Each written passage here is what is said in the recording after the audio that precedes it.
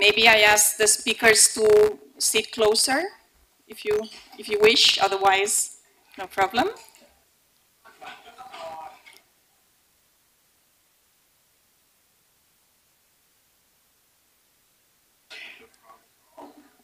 Second, whatever.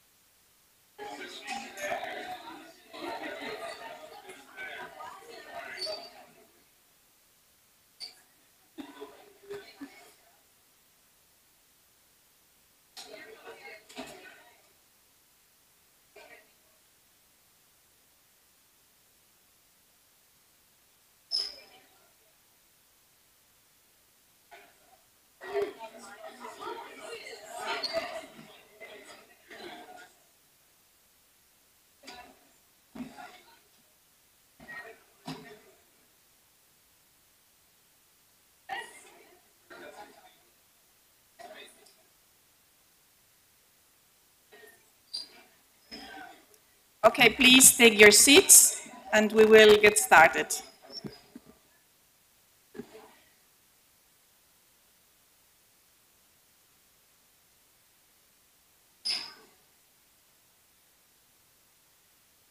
Okay, so good morning, Kalimera.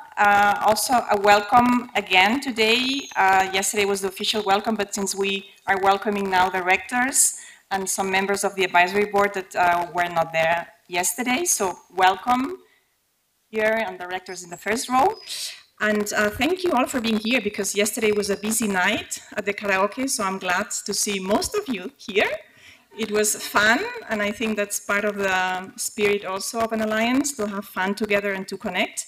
So that's important, and I think Lesbos is providing a very good setting for this summit. So far, everyone is very happy, and I'm happy to present this important session this morning, and I will be sharing with Max. He will be my timekeeper for now, and then we will swap. So for the speakers, so this is a very important session. We've all worked very, very hard in the last 2 years to really have results, and today is the moment to visualize them. Sometimes it is difficult to see the results, right? We are progressing, so I think that's really very, very important to see this together and to reflect together and to see what it means for the future of ERUA. Okay, so the session looks like this, very easy, 10 achievements, 5-minute flash presentations with Q&A and open discussion and joint reflection. So this is the agenda for today, and we will start with a little bit of an icebreaker, so to see what the audience thinks about which achievement had the biggest impact on the community in the last 2 years from your perspective. So please take out your mobile phones and scan the QR code.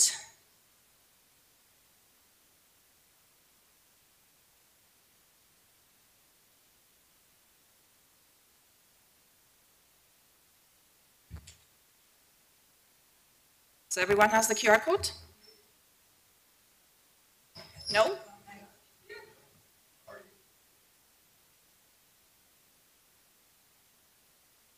So everyone got it? Yes, don't see more mobiles. Okay, so let's see.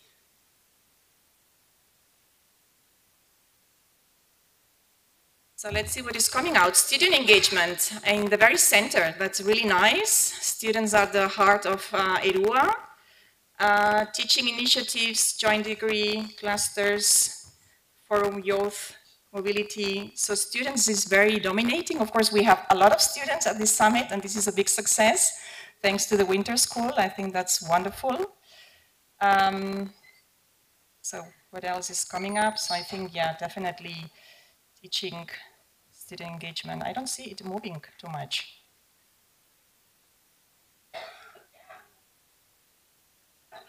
Ah?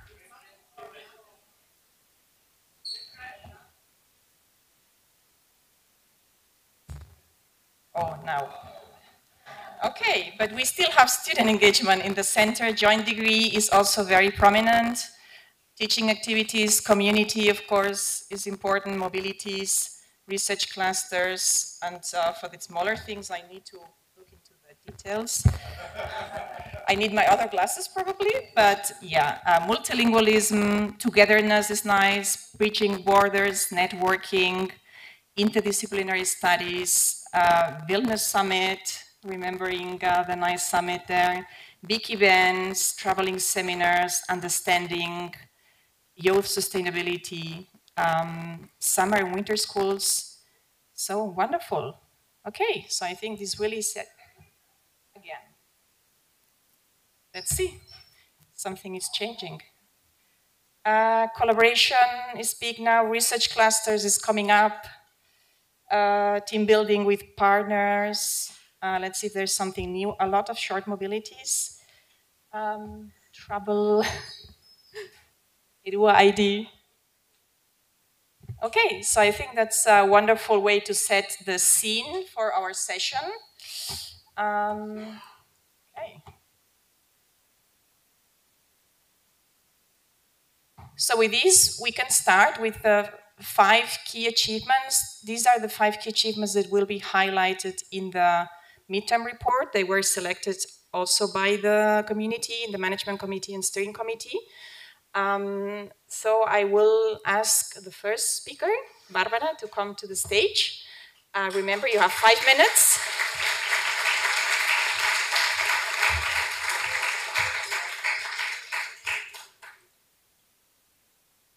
So you have 5 minutes, and Maxime is there.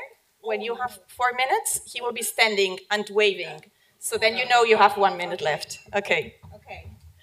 Thank you very much, and it's a great pleasure to present you our first achievements, expansion of innovative teaching initiatives and mobility opportunities.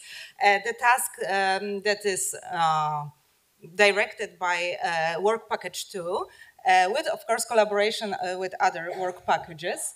So first, I would like to present you some numbers.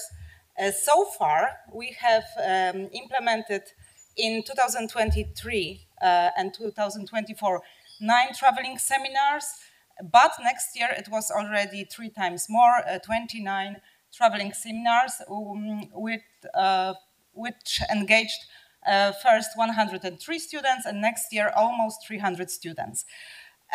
Intensive courses and summer winter schools, of course, the numbers are slightly lower. In the first year, it was 7 intensive courses. Next year, it was 13, with 180 students participated in the first year and 178 next year.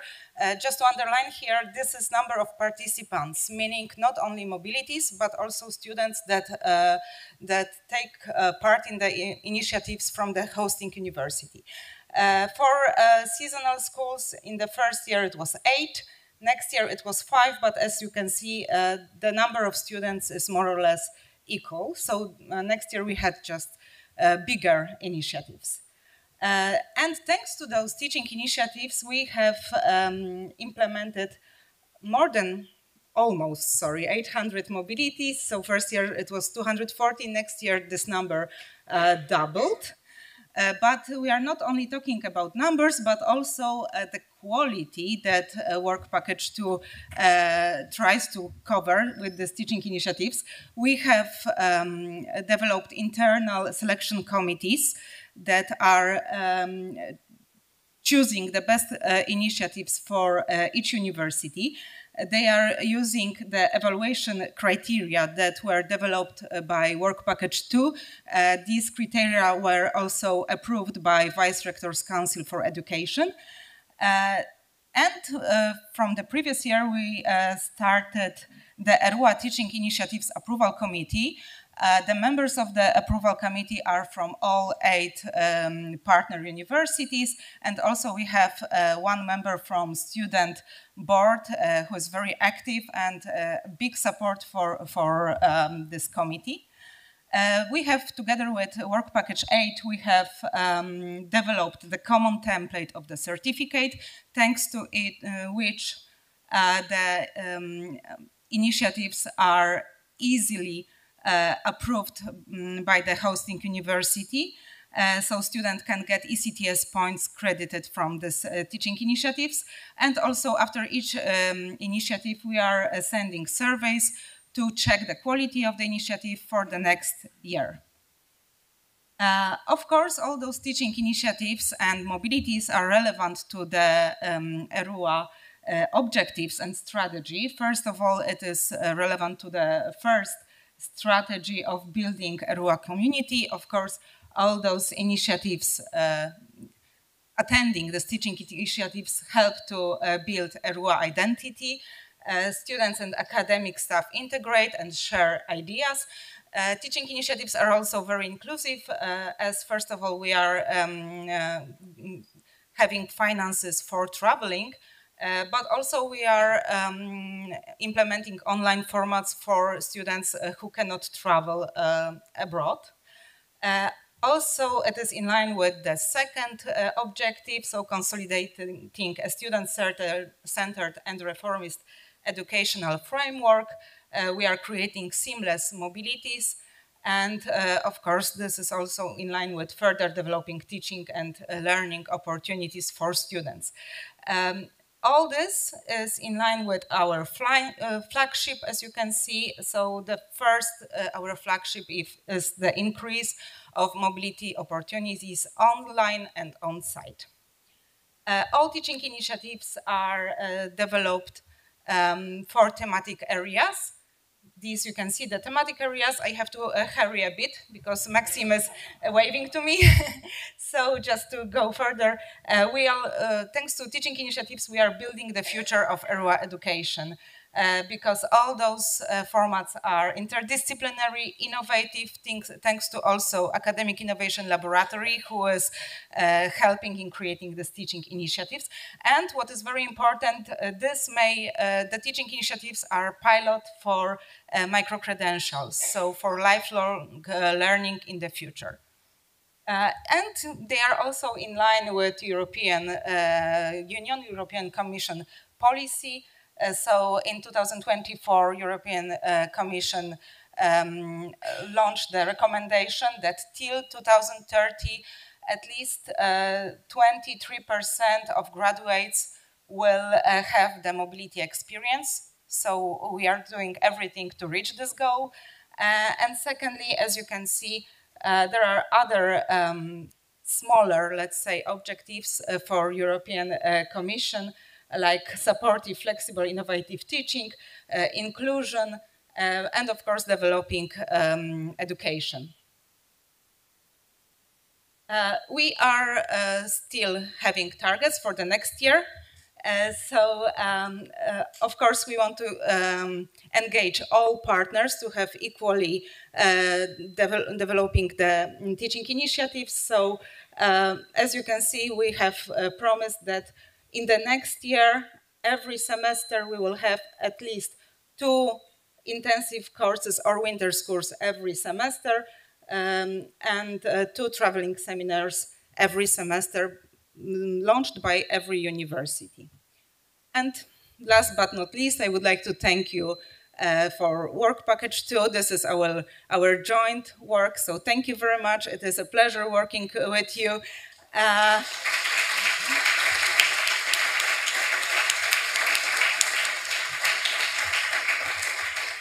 I will just add that not all the members are on this photo, but I tried the best. Thank you very much.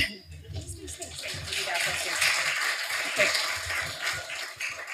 Thank you. Since we only have one microphone, we just have to manage that. Okay, wonderful. I think also I want to highlight that the short mobilities are something very unique to ERUA. It's a very inclusive mobility form, so I think that is something really fantastic to ensure that more students can actually participate in mobilities, maybe students that would not be able to go on a 1 year or half a year Erasmus. So I think that's a very inclusive option. So are there any questions from the audience or comments? Yeah, we're coming with a microphone, please.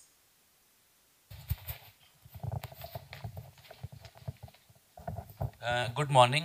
First of all, thank you so much your insightful presentation. You mentioned like teaching initiative school. I have question. There is any climate action force? I mean, within 8 universities, how we can work sustainability? I mean, I'm an economics student. I'm working on the climate change. I mean, there is any possibility we can work like a climate action force?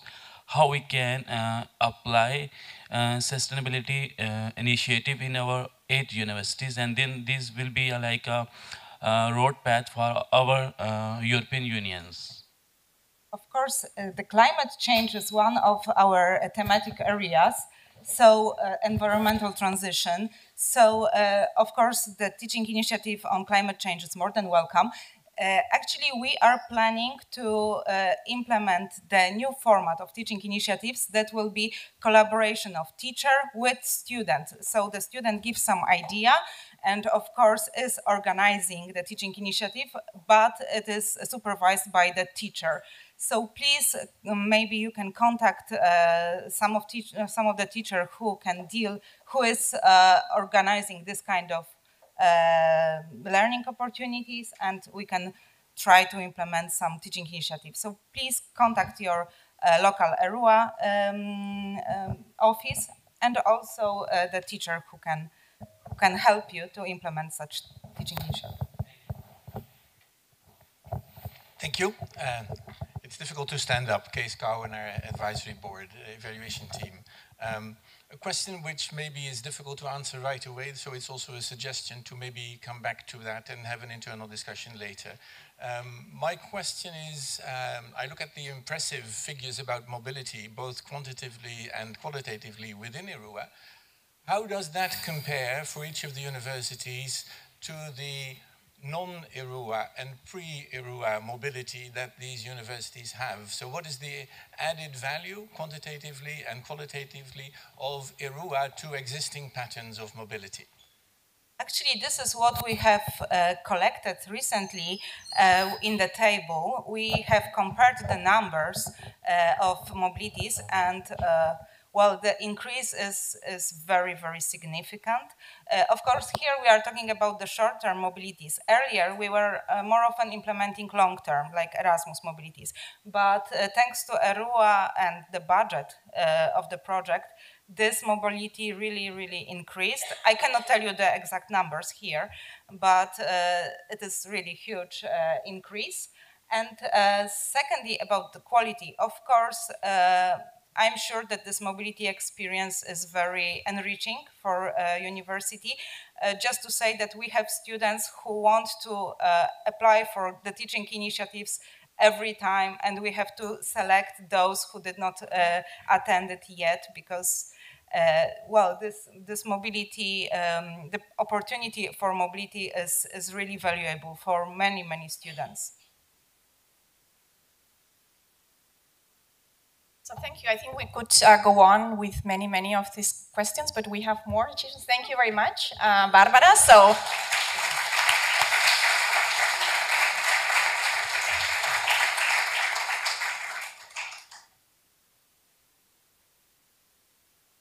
we move on, but we stay in education with joint degrees, joint masters. Okay, so the floor is yours. Yeah, we don't have a pointer, but you can use the arrows. Hello, everyone. My name is Radek Stanczewski, and I work at SWPS University, and I coordinate the formal processes related to the establishment of the joint degrees within the ERUA Alliance.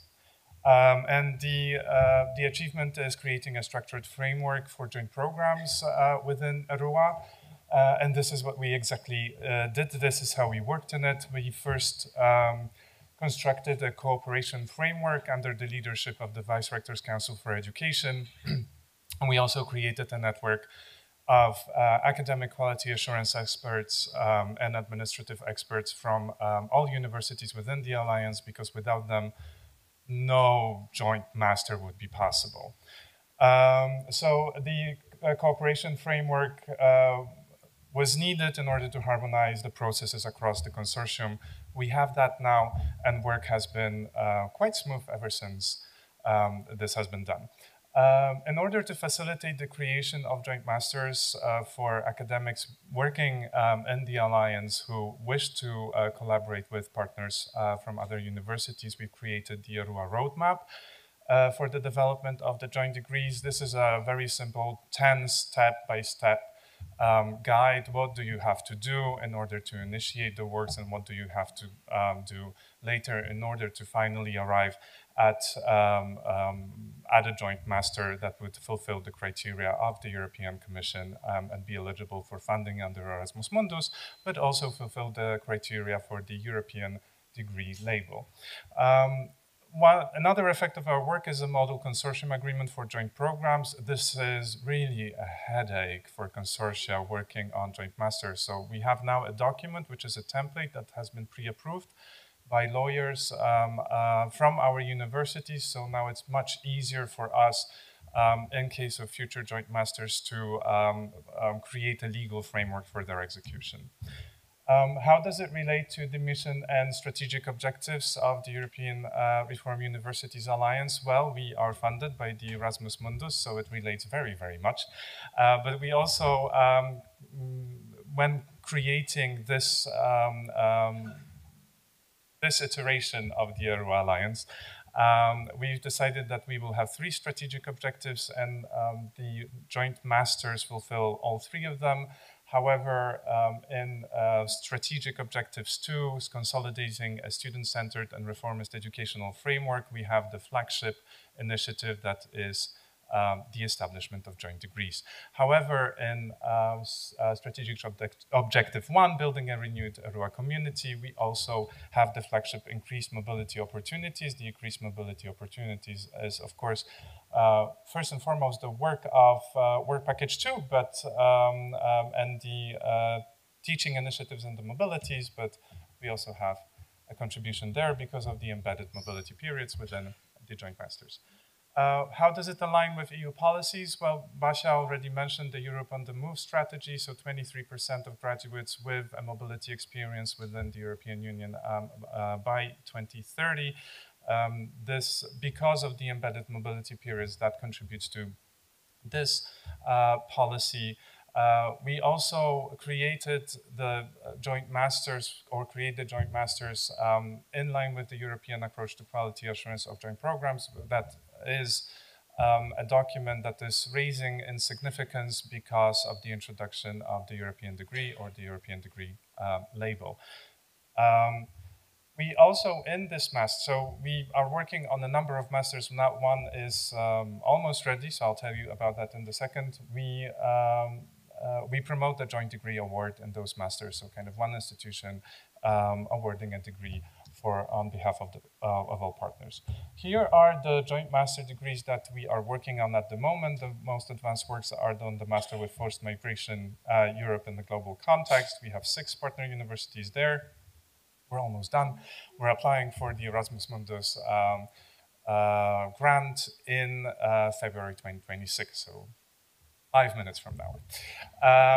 We are also working on the Green Mundus Psychology of Climate Action program.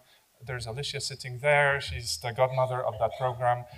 This is a joint master in psychology of climate action with 4 partners from ERUA and 2 partners from outside of the ERUA, and it is currently, works on that master are funded by the Erasmus Mundus Design Measures program of the European Commission.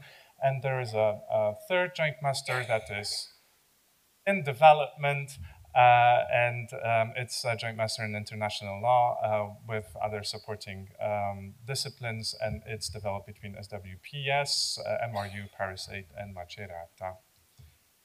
Right, so these are pictures. They told me to include pictures in the presentation, and I was panicking. I was like, I have no pictures. So the picture below is from the first workshop on the Joint Master that was held in Warsaw in October 2024. And the top pictures are from a workshop on the Joint Master that we had in NBU in Sofia in May 2025. And for the past 2 days, we had a third workshop on the Joint Master, but we didn't have pictures yet. That was held here with the experts working on the first main workshop master. I'm done. Thank you very much.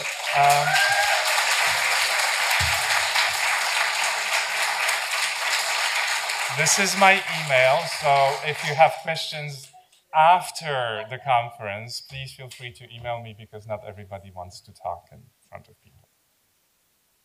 Thank you. I'm sure there will be lots of questions, and of course, this is quite impressive to see not only one joint master program, but two in the pipeline. We know how hard this has been, and of course, European joint degrees are the flagship of the alliances, so that's really important. And maybe just to challenge you, because now I'm looking at Margot, who is member of our advisory board, and we have the first cohort of Una Europa, first alliance with bachelor joint degree. So this was just a couple of weeks ago or 1 month ago that you graduated, the first graduates of a joint bachelor. So maybe just to challenge you, are there any conversations or plans to do a joint bachelor? maybe for later. Maybe for later. Okay. Steps. I open the floor for questions to the audience. We'll leave this question for later. No, but just to explain, joint teaching initiatives, it's best when they come from the community, from the teaching community, right? So if there are, in this room or outside of this room, but when your universities, academics that are interested in developing a joint bachelor, we will, of course, work with them. Point. No rush, no pressure. Okay, any questions from the audience on the topic of joint masters? No? Okay, since we are a bit tied with time, then I would suggest to move to the next topic. Thank you, Radek. Thank you so much.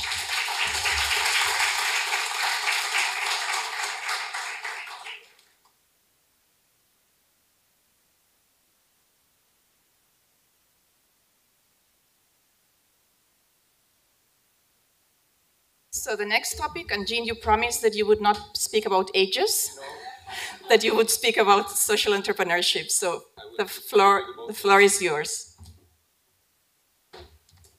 Okay, since hello everyone, I think you know me. If not, I'm Jean Taira, Vice Rector of International Relations and Cooperation of the University of Las Palmas de Gran Canaria. Sorry, Bruna, I have to begin with the first sentence. We are living in edges. Welcome.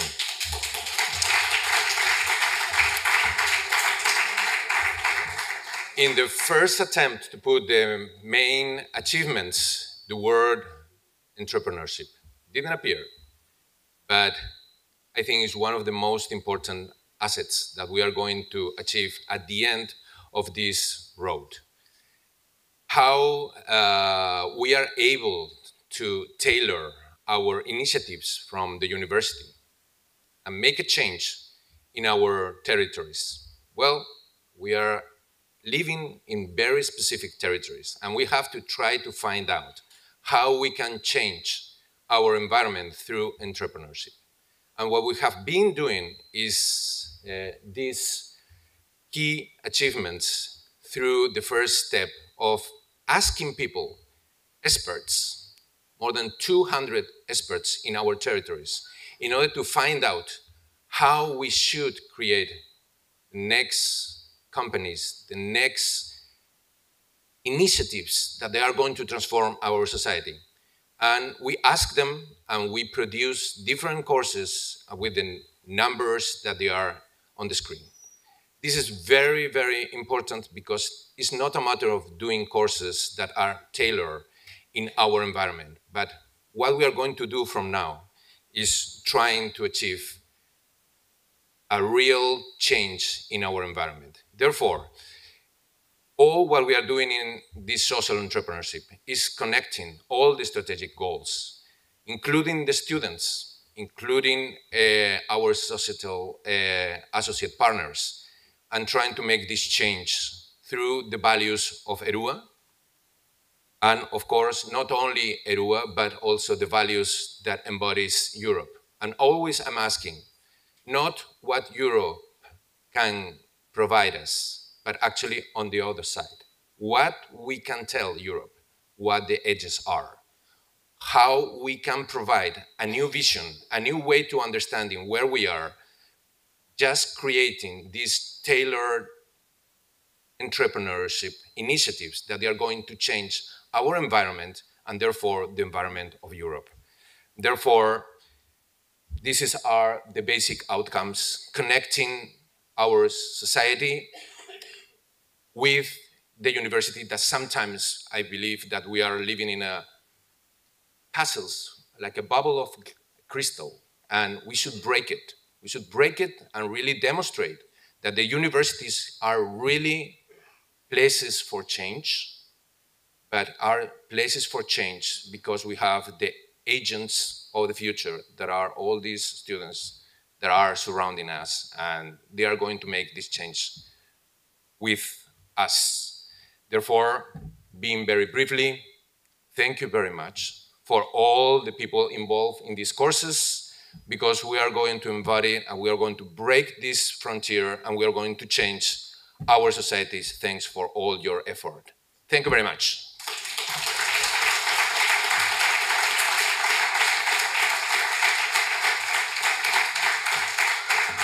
Thank you. The connection with the H territories is very clear. So the idea of the social entrepreneurship is to transform and to generate change. So thank you very much. Any questions from the audience on the social entrepreneurship? No?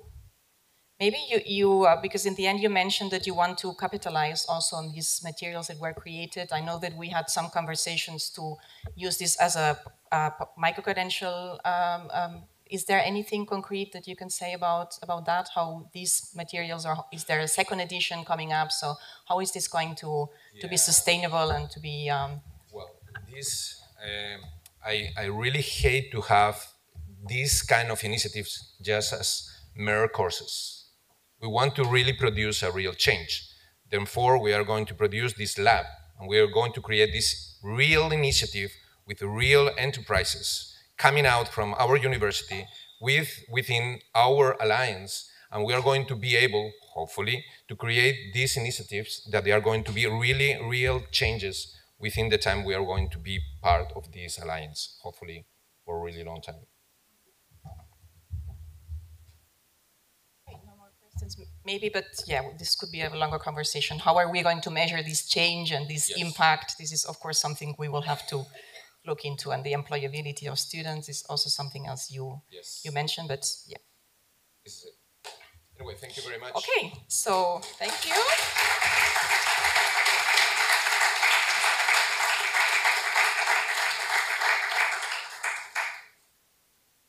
So now, students, and you are all there. That's wonderful. So I invite Giorgia, Simone, Alexandra, and Julia to come to the stage and to speak about student engagement and leadership. Thank you.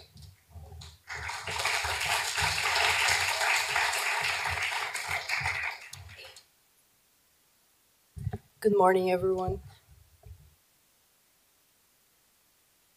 Okay, thank you, everyone. Thank you, Bruna. And now we're going to, I feel like every one of us feels a big responsibility, because many of you have stated that student engagement is like one of the main achievement that we've reached in these 2 years. So yeah, we feel very responsible right now. So we can say that yes, student engagement is one of the main topics and the main achievements we can say that the Alliance aims to achieve. And in fact, we can say that it is stated in the Work Package 7 title, because it's called Reshaping ERUA Through Student Engagement. And in these 2 years, I think that we've reached many key achievements. we have created, we can say, a representation of students within the Alliance bodies. Students have become active participants in events, co-creators of projects, and also very many initiatives, both locally and Alliance level. And we've also created the, we can say, figure of the student ambassadors. So these are the key achievements that we can nowadays share with you. For example, to go from local, we can say, to Alliance level and beyond the Alliance, we can say that the student board was created from scratch, because before there was no actual student, it was not a real active student representation. So we have created a new body representing students, which is elected from the local boards. So even locally, we have like a big representation of students for each university. So this body of students that represent the needs of the students themselves. Then we have students also collaborating with other bodies in the Alliance, both, for example, with Work Package 7 mainly, both the student board and other students within the Alliance. And we also have students participating and taking part in also other work packages. And beyond the Alliance, we also have a collaboration with other European alliances within the For You For All project, we can say, and also with father networks, for example, ESN or the European Student Assembly. We can also talk about, so not only representation, but also leadership and projects, mainly, for example, with a student magazine that you can also find outside of the classroom. You can read it if you want.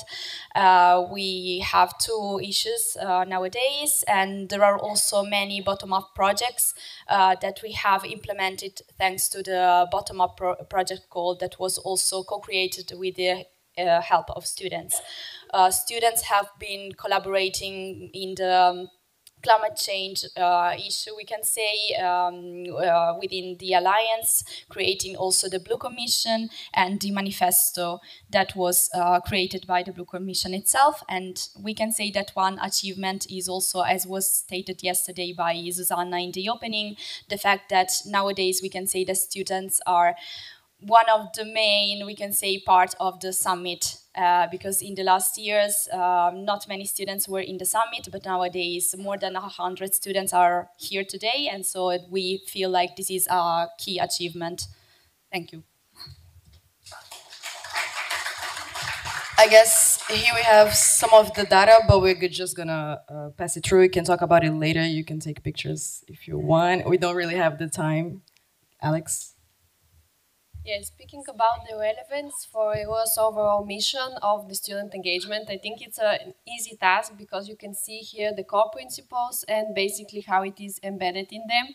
We can say that the first role being critical, being open, empowering students, we can see that in the student voices, which are now heard, as you know, from the local level up to the highest level in the different bodies, in the steering committee, in different other committees across the Alliance and in different structures. And of course, promoting initiatives, the mentioned initiatives at the summit, the different workshops that you can also attend today for ERUA Day, the bottom-up projects, all these ideas coming up from students, maybe connected to some of the tasks, but often not even connected, just coming from inspired students who want to bring change to their communities.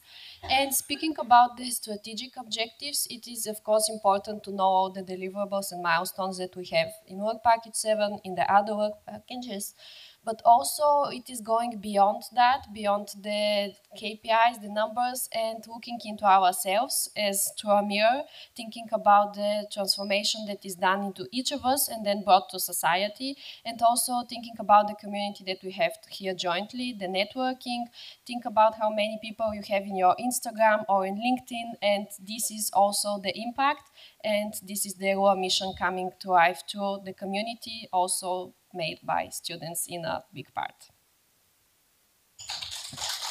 Yeah, just real quickly, we identified 3 topics to concerning the alignment with EU policies for European university alliances. Of course, student participation in governance is essential to academic freedom and a core EU value. Providing tools and support to student-led actions and activities within the alliance match the EU goal of, well, cultivating active, engaged, and empowered citizens and scholars capable of contributing to a more inclusive and connected European higher education. And most of all, I think we identified the Blue Commission, the Young Forum for Action on Climate Change, and ERUA Student Manifesto for Sustainable Higher Education by the Blue Commission students as key instruments, of course, and learning tools that contribute, for example, to the European Commission's Council recommendation on learning for environmental sustainability. We know that becoming the world's first climate neutral continent is a goal for the EU, for Europe, and sustainable development is a core principle of the European Union. And lastly, of course, as it was mentioned before, environmental transition is one of ERUA's thematic areas. And finally... Okay, thank you. So, basically, in this slide, we pointed out a few student initiatives, a few future projects that might be helpful in order to support student engagement. Firstly, a student-centered ERUA tutorship program, which is being designed within Work Package 7 to support further students onboarding in ERUA student engagement, and in order to give new students tools and abilities to be active members of this student community. Also, a joint ERUA-wide process to agree on compensation for engaged students is currently underway. Also, we pointed out two recently proposals of activities that might be helpful to increase participation and interest toward ERUA activities for students. ERUA passports, so booklets that students can keep with them during their mobilities to track down their experiences and have a physical memory. And also an online ERUA book club aimed to create a virtual space where meaningful discussions can take place through reading. Finally, we want to continue encouraging active student participation, not only in academic activities, but also in decision-making processes in relevant working groups and committee. For example, in order to make an example, our student board member Alexandra is a part of the approval committee for teaching initiatives. And I think that it is a valuable example of a student who is engaged not only at an academic level. Finally, we attached to this PowerPoint a few pictures to acknowledge all the people who helped us in this wonderful journey, and to thank everyone. And maybe also to show you that we are on the good path to do something really good. Thank you. Thank you. Thank you, Nikki, too. Thank you very much. It was not 5 minutes, but you had a lot to say, and I think it's very clear why student engagement is also perceived by the audience as one achievement, because the results speak for themselves. So are there any questions or comments from the audience? I'm looking also at the rectors, maybe, or vice rectors. Maybe just to invite to engage in a dialogue with students. Everyone is smiling. They are smiling, but they don't. Yeah, they've taken notes, and during the coffee break, they feel, yeah, okay. So Nikki, please, go ahead. Okay, since there are no questions, and I have been mentioned so many times by the students, thank you for that, and congratulations, because this work has been done collectively, of course. I would like to mention that there was a number that is the low drop-off rate, which is, I think, very unusual in student engagement. And on the stage, you see 4 students, and 3 of them have been part of this even before the project started, and they are still there on the stage, and I think this is really a huge proof of trust also into the Alliance, that this matters and that this is something that is meaningful for them, and I think this is something we should all know, and we should also acknowledge as a huge gift from the students to the Alliance. Thank you for that. Thank you, Nikki. Thank you very much.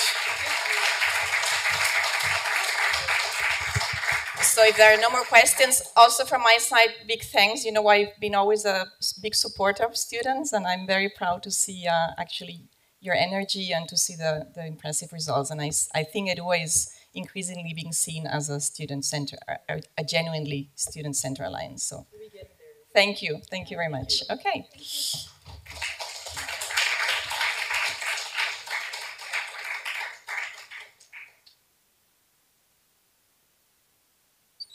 So now it's my turn, so I'm presenting myself, but then we will be swapping with Maxime, so we'll be taking up the chairing of the session from here. Okay, so I will be speaking about the decision to establish a legal entity as a support to the sustainability of the alliance. And first we have to ask ourselves, why does it matter? And obviously the legal entity provides a durable framework for deeper collaboration, and this reflects, of course, a long-term commitment and strategic alignment to continue working beyond the project. And I think I would also add that this helps in accelerate the results of the alliance. And we've, of course, this is what I say, but if we ask the alliances that already have legal entities, and these are some of the alliances that have legal entities, the advantages that they are seeing here is in jointly hiring of staff, in centralizing services, in managing seed funding. This has been complicated in ERUA, in, of course, centralizing external funding, but also in the management of shared use of resources. An important element is the planning of the alliance strategy in the long term, because otherwise we are now speaking always about a project with a project logic. It ensures equal representation and shared responsibility among partners, acts as a single point also of contact for the European Commission, for the relevant stakeholders.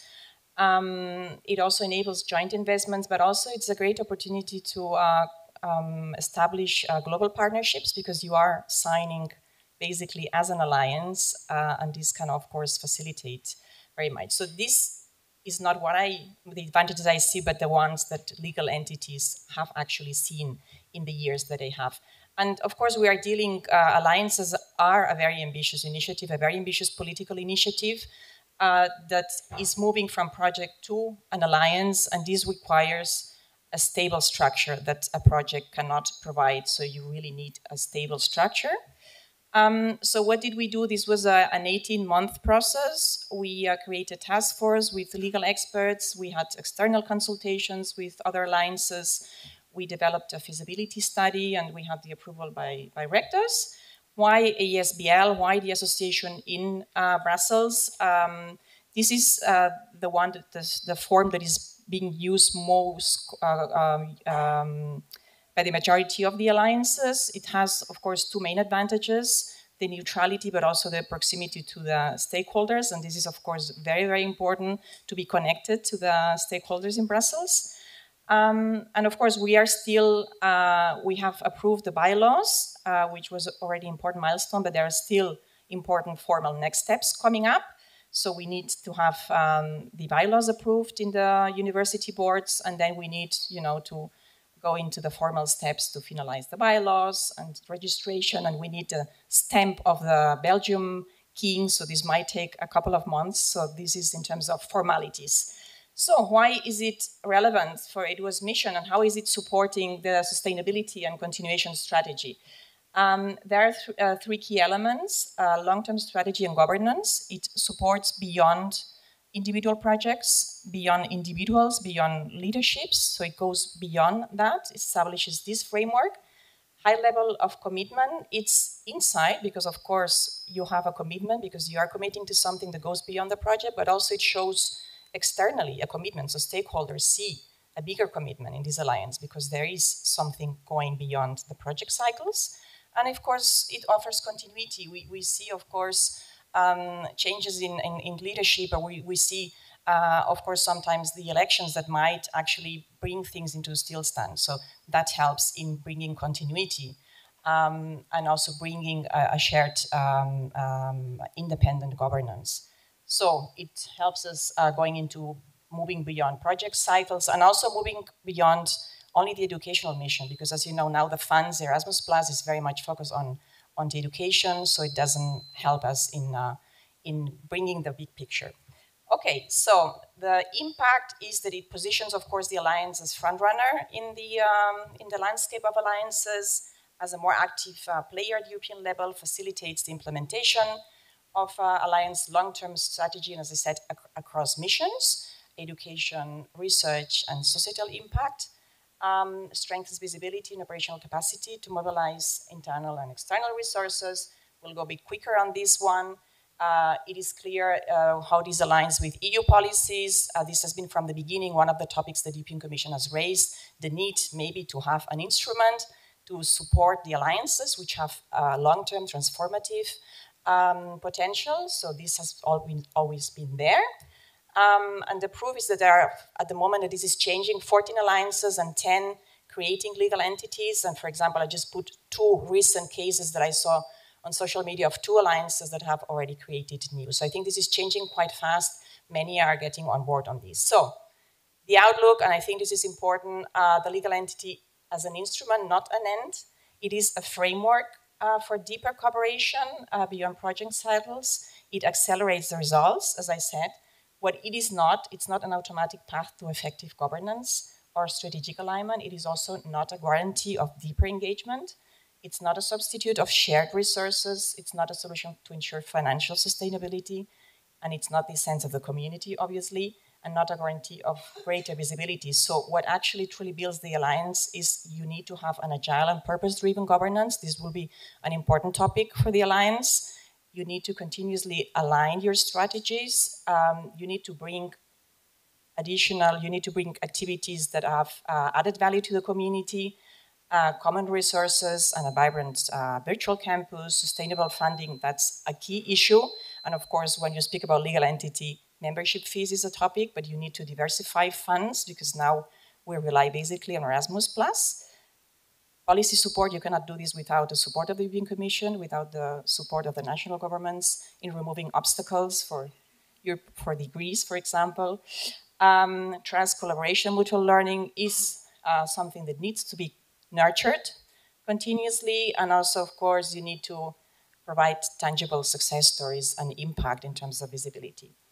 I will go, of course, the size and the scope of the legal entity will depend on what are the expectations, what do you want to get out of it, and you will have to look at the success in terms of the value and impact you're bringing. So with this, I would like to finish and thank, of course, the board of directors for the support, the task force of the legal entity. We also had a student representative, and Gabi is sitting here. We are very happy that also this task force had representation from a student that was also actively supporting this. That was very important.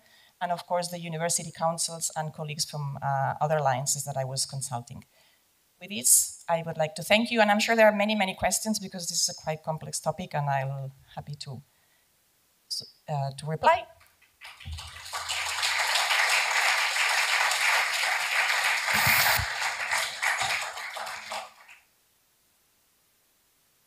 So now you need to ask questions because I cannot ask questions to myself, so. Yes, Maxime? Okay, we have a question there, and then Silvana. Yes, I would like to know if this legal entity will help to have common studies and that are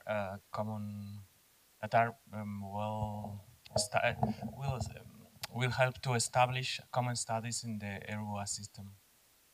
Maybe I didn't mention that, it was on the slide, but the legal entity for now and those that have a legal entity are not actually focusing on the educational aspect. So this is still in the universities. As I said, the legal entity is an instrument for deeper collaboration, but it's not planned, at least for now, the alliances that have this experience to really move that part that is actually an essential part of universities. So it will help.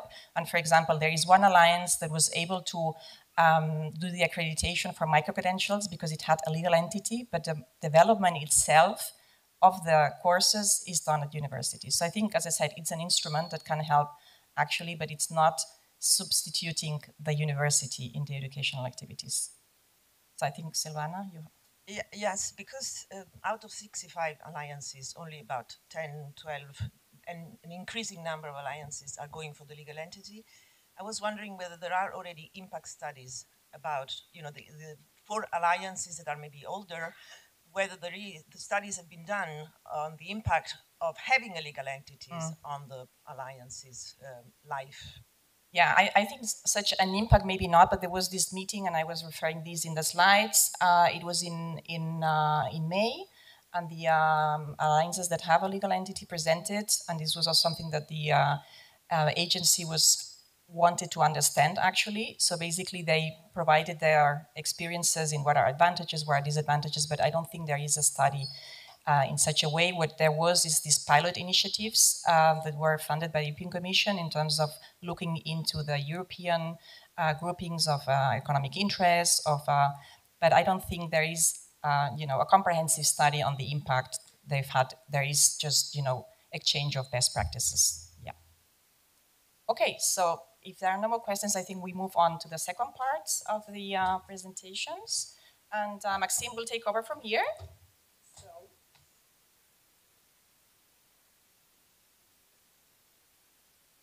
The floor is yours. Thank you. So indeed, thank you. So you've just heard about the key achievements, but we would like now to present further achievements, because why restricting ourselves to 5 when so many beautiful things happen in the first reporting period? So the first presentation is on the establishment of the research clusters, and I welcome Aurelia Piraite and Arnaud Ognon on stage.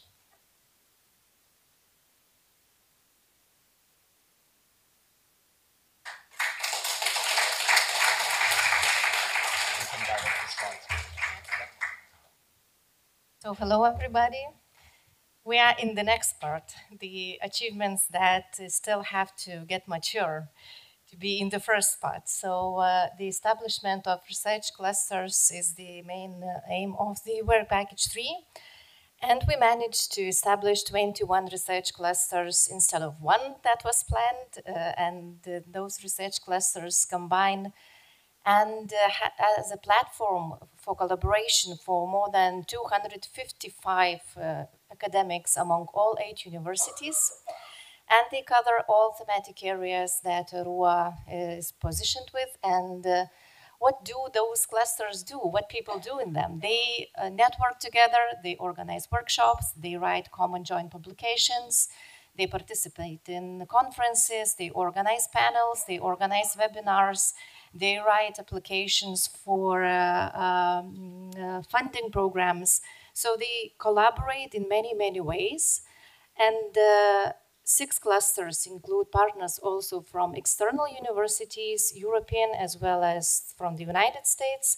And we have 2 clusters involving associate partner Roskilde University. And this is not everything that we did in Work Package 3. It's not only creating clusters, establishing clusters, but we also created the support system for clusters. So creation of research support network. All universities have research support network managers that work together, that created research cluster support framework that foresees 2 pillars for cluster support, and one of those pillars is related to seed funding scheme that was adopted and confirmed by the board of rectors. And this is how universities allocate funds, their own budget to seed funding. So it shows the deep understanding of the necessity to create common collaboration area of clusters. And also the European Funding Committee was established, which coordinates funding and proposal support. Also, dissemination and visibility. We had already implemented 2 conferences, first of them held in Vilnius, Sots in 2024. This was the first time when clusters have possibility to join together, to meet for the first time on site. And this year in September, we had a wonderful conference in Macerata with more than 200 participants, more than 100 papers presented, and 10 clusters, half of the clusters that we have, organized or contributed to panels, and the presentations were outstanding. I think Silvana can confirm it, and really enjoyed seeing this approach of bottom-up, when researchers collaborate because they want, because they have to tell something together, because they are interested in the same topics, and ERUA research clusters is the example of interdisciplinarity because different researchers from different areas work on the same topic in clusters. And also clusters help to connect education, research and society, have an impact by their research.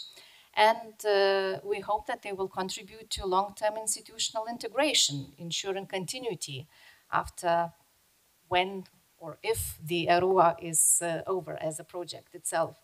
I will not focus more on these theoretical alignments with EU policies, which is clear that we have here. But how do we see the future of clusters? We expect them to mature into self-sustaining interdisciplinary research communities, integrated into institutional strategies, and being able to sustain beyond the project funding. We are discussing a lot in Work Package 3 about the future of research activities in ERUA and in our alliance in general. And we think that to the end of the project, we will show a very interesting results and unexpected and beyond what was expected from our work package, just establishing research clusters.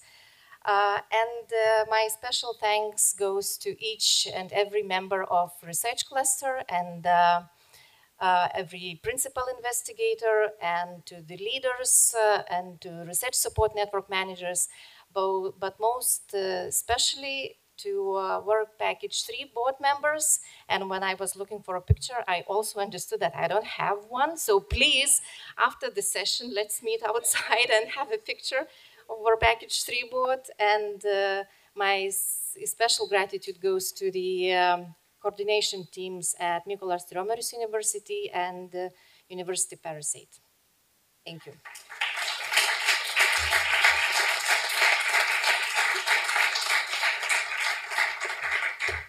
Thank you very much. This is indeed very important because the research cluster shows also that research in SSH is crucial in Europe, that we need to invest on that, and that the activity of the cluster also is a way to ensure the sustainability of the alliance by diversifying the sources of funding. Are there any questions in the room? Yep. Please.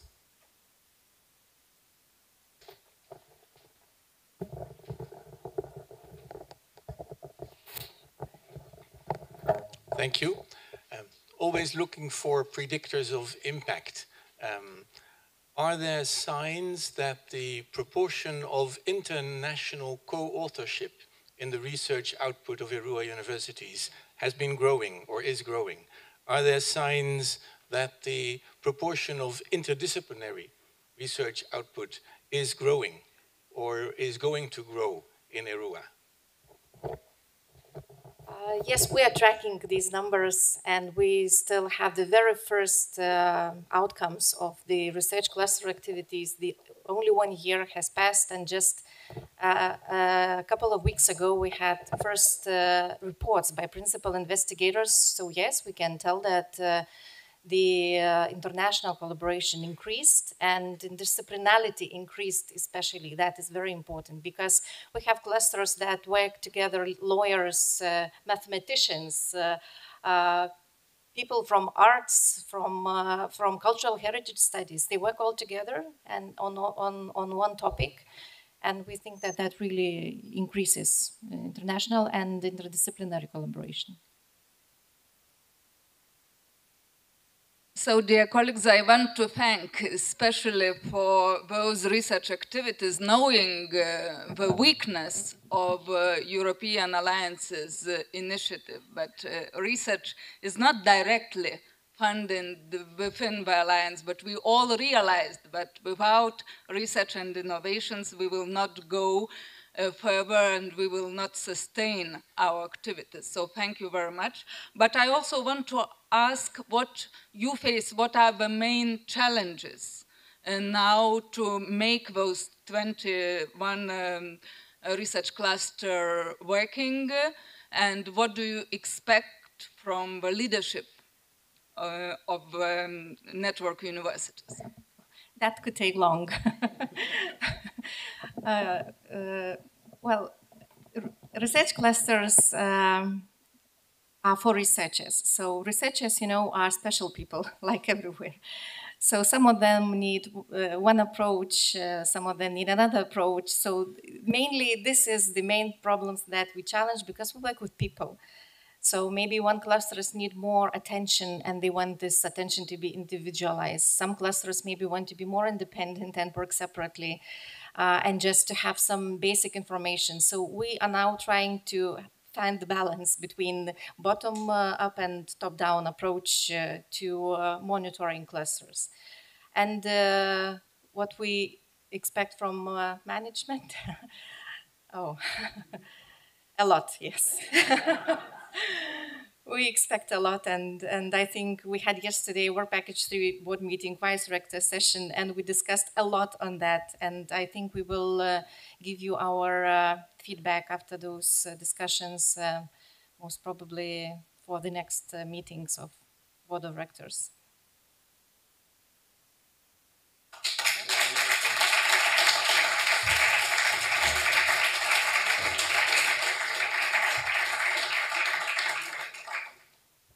Now, Nikos Triantifilou on ERUA ID, please.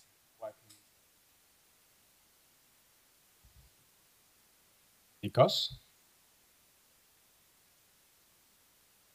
I suggest then, while we find our colleague, to move to ERUA's presence in the European landscape, and I welcome Mara on stage.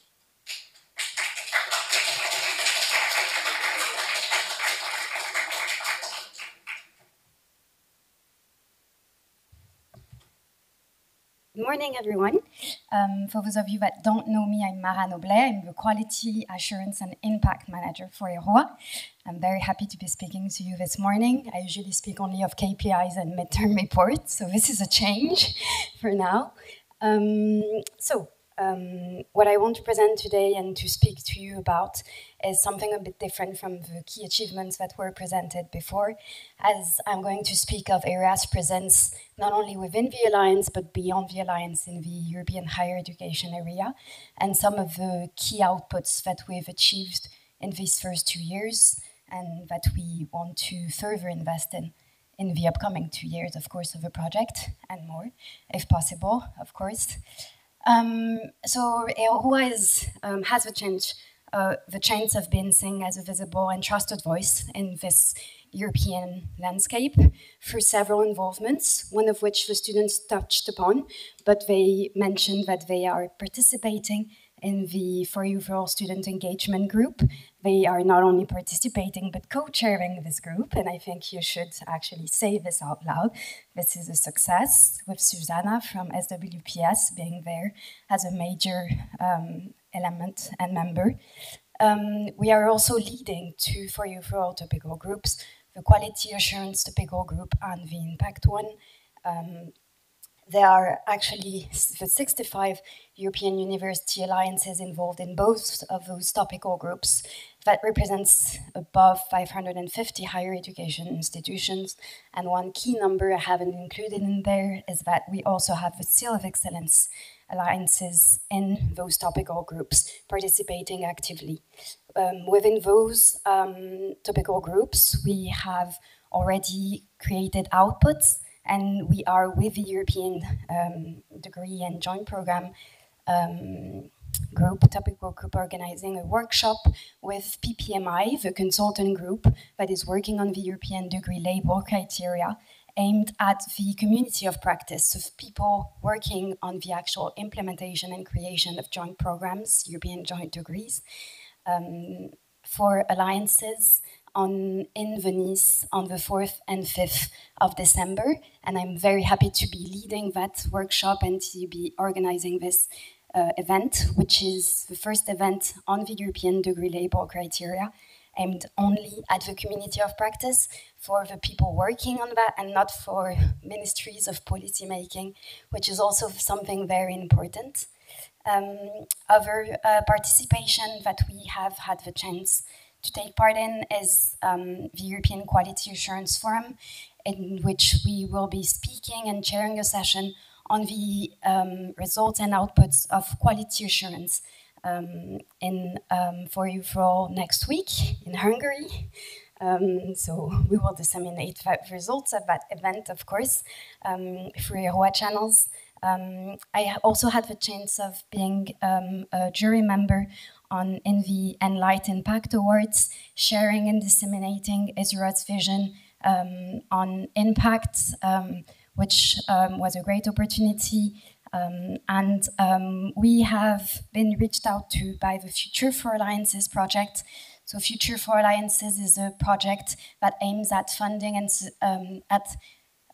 supporting policy developments to fund and empower alliances beyond their financing. And we've been reached out to by them to participate actively in their next 2 years events and to be active creators of those events on the, again, European degree label and criteria. I work a lot on that right now. So, of course, what that tells you is, of course, that reinforces ERUA's impact, of course, and our mission to share and test innovative practices beyond the Alliance. As I said, we collaborate with hundreds of universities within those different groups. Of course, we're also putting ourselves out there as aiming to reform higher education, to continuously learn from our peers and to improve our practices within quality assurance, within education, joint programs, and impact. It also supports ERUA's visibility, which is essential for our sustainability beyond the project, but also simply to be out there in a way, because of course we will be looking to exist beyond this funding period. Of course, this aligns with EU policy objectives for quality assurance reform, for impact measurement, for inter-alliance cooperation. I mean, this is everything I've just said in a way. I would like to thank, of course, for all colleagues with whom we work a lot, and the typical group members that are, two of them are participating in the summit this week and will be speaking in different panels and supporting me in organizing a little peer-to-peer session for our work package leaders, trying to have them think outside the box of impact. So yeah, and lastly, I'd like to thank Bruna Vives because she is my sole counterpart and the only person I speak with about all these outputs and advises me on all of them, literally every day. Thank you.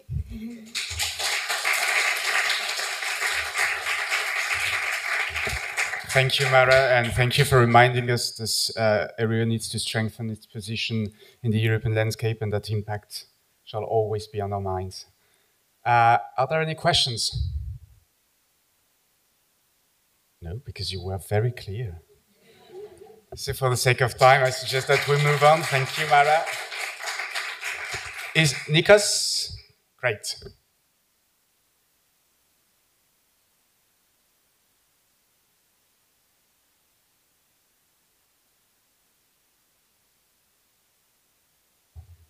Hello everyone, thanks for the invite. I'm really glad to be here and to present this big, very big actually achievement of the ERUA Alliance called the ERUA ID. What is the ERUA ID? Well, the ERUA ID is the decentralized digital identity framework that aims to basically unify all the digital infrastructures in our universities, aligning ourselves with the bigger vision of the European Union, the European Digital Identity Wallet Framework. What have we built here in ERUA? We have built an infrastructure that enables us to store in applications inside our mobile phones called wallets, which are going to be in the near future offered by the member states, our student IDs, and alliance IDs. So you can think of these as identity cards that you store in a physical wallet but are digital, and you can use them in either physical or digital context to access ERUA services. So it enables, on the first level, let's say, passwordless authentication, right? But it also builds the infrastructure required for us to have and issue digital European student cards for ERUA universities, and access to various services like cantinas, as we're doing here, capture attendances, and so on.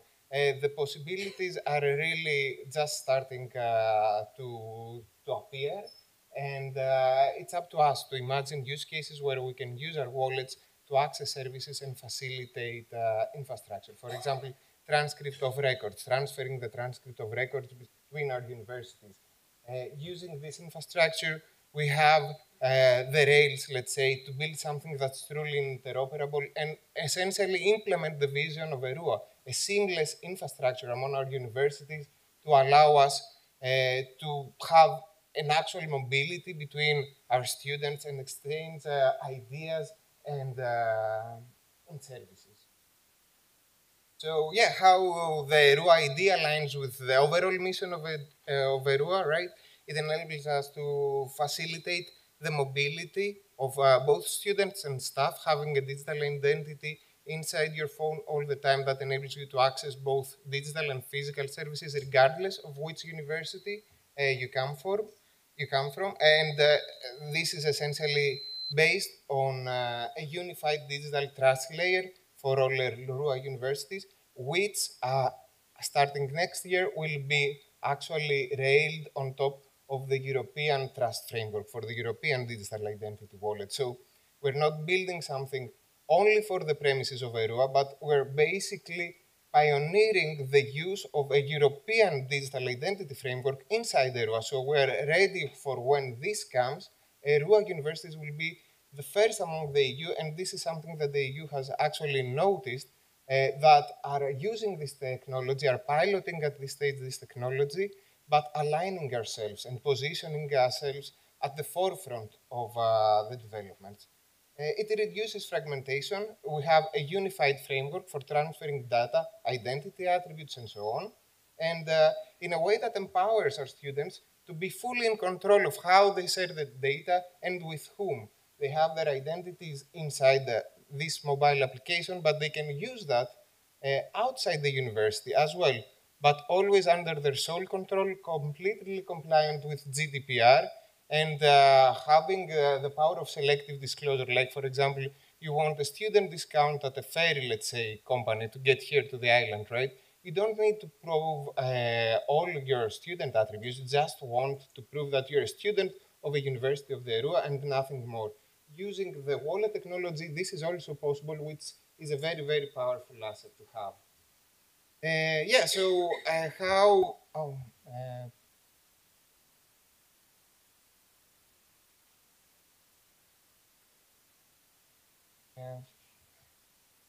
I don't know how to turn that off. Yeah.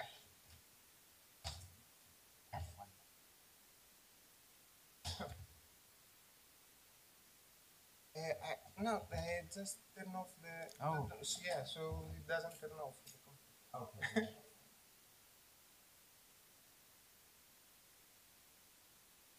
Thank you.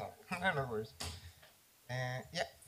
Okay, so yeah, as I was saying, the ERUA ID is completely aligned. Okay, very fast. Completely aligned with the EU overall strategy and vision. Okay, we're leveraging all of these initiatives, and we're not, as I said, building on sand. We are building on very firm infrastructure and regulations. Okay.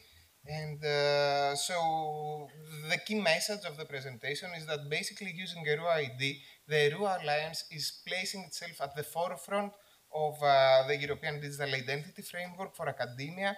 The EC has taken note of this, and we are already invited to share our experiences and lessons learned with the overall community. And we are doing this in cooperation also with other university alliances, so that we can ensure we have a completely interoperability framework that enables our students to be part, even eventually, of multiple university alliances and access services of different university alliances in a seamless way, using a single application. So yeah, I think that my time is up. I would like to thank all of the collaborators on this and the excellent Work Package A team of ERUA. So yeah, thanks.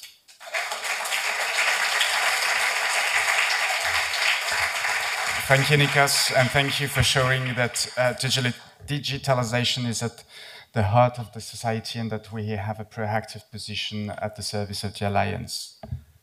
Any questions in the audience? Nope. Again, very clear. Thank you. And now we move to Turning Diversity into Consensus by Evangelia Cavagli.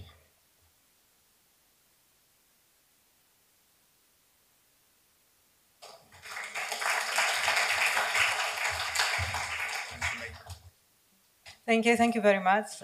For you who don't know me, I'm Evangelia Cavagli and I'm coordinating the activities of Work Package 5, achieving change in social change in ERUA's communities and regions. So before managing to achieve social change, what we did was to take a step backwards and see what we're doing already. How well are we doing in achieving the Sustainable Development Goals of the UN? And this was easier said than done, because we have, in the Alliance, we have over 15,000 courses taught in 8 languages and over 1,500 publications per year. So, oh my God, it doesn't show very well. It was looking a lot better in my computer. But in any case, what we have managed and what we're happy about is that we have managed to develop a flexible framework for the SDGs mapping and evaluation. This included both manual evaluation, keyword mapping, and AI-assisted AI-assisted integration. So I see something on the screen. Thank God you're not seeing it.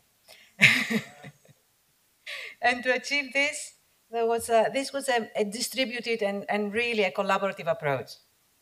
Many people from different departments within the Alliance and across the Alliance had to cooperate. Faculty members, librarians, expert evaluators, AI assistants, in order to have the mapping done. And now we are almost at the 70%. It's increasing every day as we speak, because there are many people still working on the data collection and the data analysis. And initial analysis have shown that our teaching activities actually relate to three goals. These are our golden SDG, which is the quality of education. The other one, I'm sorry. The message said that the power was done. I don't know why. Now I don't have something here, so I'll try to look from this screen.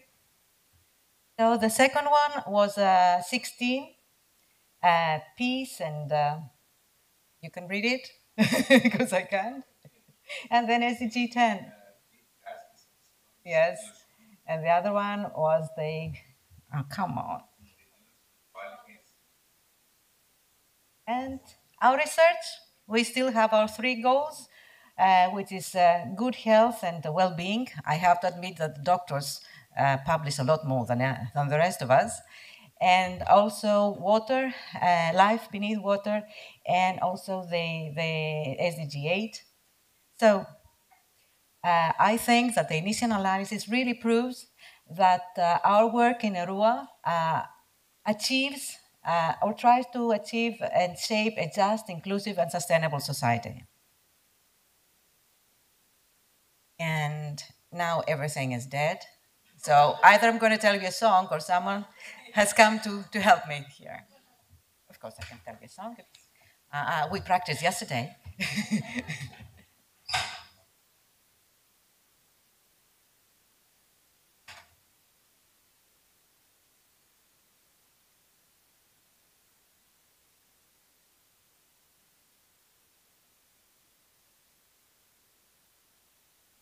Okay, so I still have to look this way, but obviously our work is related to ERUA's overall mission and strategic objectives, and especially the third strategic objective, which is serving global societal changes to shape a more just, open, and inclusive society. What we think we have achieved so far is increased visibility and awareness between the members of the community of the ERUA. As I said, there was and still is a collaboration between administration and faculty and librarians, and of course, all the members of the communities are more aware about the SDGs, and we know, we have indications, not proof, I have to admit, that all this work has is being integrated in the strategies of the institutions and their, in the way that they put and they relate the SDGs to the activities, both teaching and research. And hopefully this will bring more visibility in the rankings of the, like the higher education, the Times Higher Education rankings regarding sustainability. We know that at least 2 of our university members have achieved a greater ranking, a better ranking. Of course, we cannot claim that it is only due to our forces, due to our activities. It is a parallel activity, a joint activity that works together with other activities of the universities, but it's still it is still, we think, something very important. Naturally, it also aligns with the EU policies for the European University Alliances. Especially, we think that it links to the policy act as models of good practice for all European higher education institutions. And our next objectives is to share our good practices, put them in a framework that we can share within the ERUA Alliance and across the institutions, because there are several good practices that we can share, and of course outside the Alliance. And as most people working in data collection, we mostly did our work in the back end. So we work in the back end, so our next objectives is to go forward, so to have more physical meetings, because the only photos that I could find was from our online meetings. So this is our goal, to be able to come forward and meet together. And I would like to thank all the members of the WP5 and especially the task group of 5.1 that did all this work. And I want also to thank the Aurora European University Alliance for the tools that they have provided for doing this mapping. So, thank you.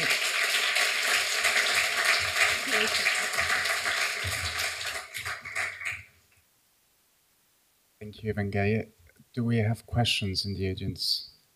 No. Then I invite someone you already know, Evangelia.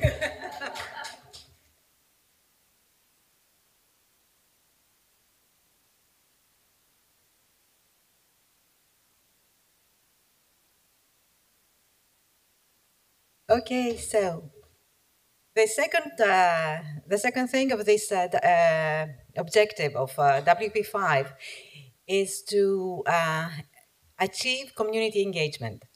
And this is something that I'm going to talk about. To this end, we have tried to inspire innovation and have calls for initiatives from the community. So starting from November 2024, we had our first Ideathon Alternative Entrepreneurship Challenge, where we attracted 25 ideas. And only recently, we have completed our Hack for Impact Hackathon with 26 prototypes. And in November, we're going to have our Arts and Edges Biennales that we know already that have attracted 41 abstracts. And what we're happy about, what we think it's one of our big achievements, is that we have managed to have the ideas taking the flight from winners of the Ideathon to local media and international press recognition, and finally to the Hack for Impact hackathon. So from an idea, it became a prototype after it has achieved local and international recognition. So we believe that, yes, our events have become or can become an incubator of change. This is again relevant to the same objective, serving global societal change to shape a more just, open and inclusive society. Particularly, we try to transform societal challenges to actionable ideas. We want to include everybody through art and science dialogue and to share knowledge and creativity in an open way. This is also aligned to European Commission policy objectives, addressing societal challenges at different scales. And I think that the examples that I have shown you, and you're going to see more of it because we're going to have the awards later in this summit, shows that we can connect scales of impact, proving that change can start small and grow everywhere. And again, this is our team, and I want to thank all the participants and committee members, the ERUA mentors, which is a big part of this effort, and our regional stakeholders and associated partners for their collaboration. So, thank you.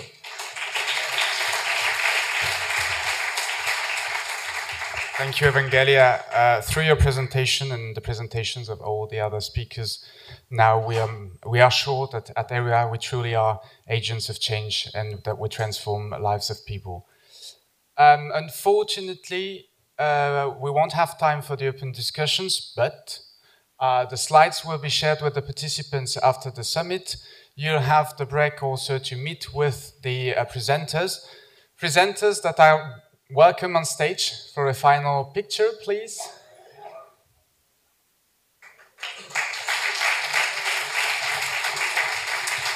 Oh,